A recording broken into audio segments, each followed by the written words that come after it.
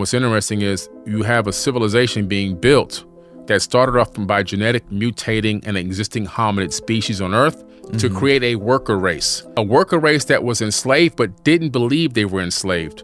They did two things. They installed a worship gene in the human genome, and scientists have now found this worship gene.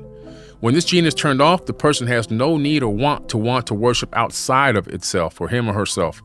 When it's turned back on, the person has a feel or need to worship something on the outside.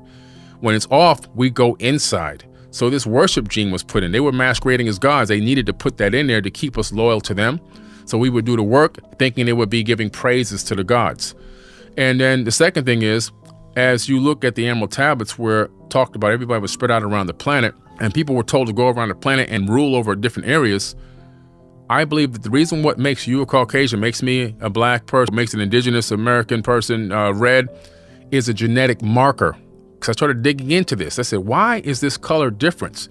In other words, I shouldn't be this skin tone because my ancestors were digging in the, working in the fields of Africa or walking in the sands of the desert. It's ridiculous. That's the theory, right? That's the theory. It's because being out in the sun all day produces more melanin to protect you from foolishness. Right. What I discovered real science in real books in colleges, you go look it up. It says that there's a 2% variance in genes between races of people. And we're all the human race, but there's a 2% difference. Now that 2% difference is so big on the genetic scale that it would take multi-millions of years to happen naturally through natural evolution. But it happened in 200,000 years. So what the scientists are saying is it happened artificially. They say they don't know how it happened artificially, but this is an artificial mutation. But when you look at the Sumerian tablets and you discover the Tower of Babel incident, it really explains what happened.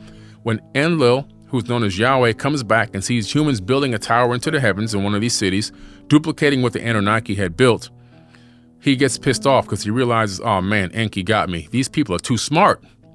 And he says, I got to destroy this. So he destroys the tower. In the Bible, he destroys the tower. And he says, my seed shall not abide in man forever. His years shall be 120. That's the first thing he did. He cut our years down to 120 years. And what's the maximum lifespan of a human being in the most pristine condition, according to Harvard University professors? 120 years. Then the next thing he did was he separated humans and put them in different places around the planet, just like the tablets say.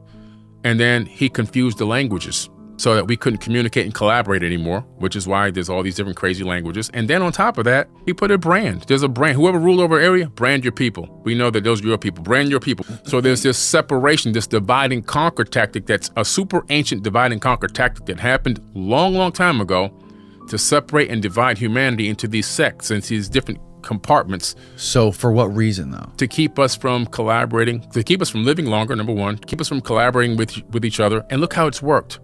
Look how these invisible lines we have on this planet till this very day are still here. Yeah. If I go to Mexico, I'm an alien. If they come to America, they're an alien. Yeah, we're still blowing each other up, blowing each other up because of fucking religious ideologies. It's crazy. So I walk across this invisible line, I'm going to be killed. I'm going to be shot. Yeah. Look what's going on in Israel and Palestine. So it's still working till this very day. That's how powerful it was.